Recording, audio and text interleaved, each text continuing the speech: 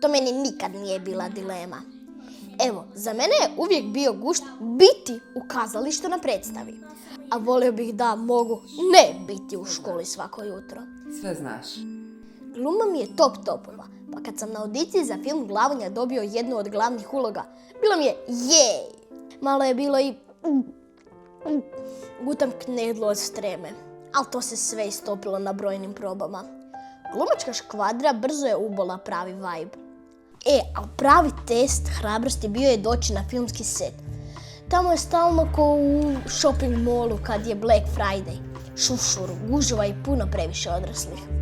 Pravi kreativni kaos, koji to zapravo nije. Jedan snima zvuk, drugi samo sliku, treći prčka po reflektorima, a slažu se savršeno, ko Rubikova kocka. Svaki odsjek ima svoju ulogu na snimanju. A ako nekome nešto nije jasno, tu je naš pomoćnik režije, Filip, da riješi dilemu. Samo, bilo je jako teško zapamtiti tko što radi i kako se to zove. Pa smo zato za svakog napravili svoj popis profesija u filmskoj ekipi. Kad se dječje glave slože, imena se samo množe. Tako je snimatelj zvuka postao bubicator, direktor fotografije prometnuo se u snimača. Kostimografkinja je naravno uločiteljica, obućarka. Pa su tu svjetlači, šišatelji, stavljači, snimači koji se miču, kontroličarke iz produkcije. Kad su čuli kako ih zovemo, smijeli su se slatko ko mi djeca.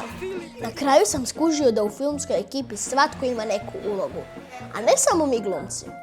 I da smo velika obitelj, igramo se, radimo, svađamo se, živciramo i volimo.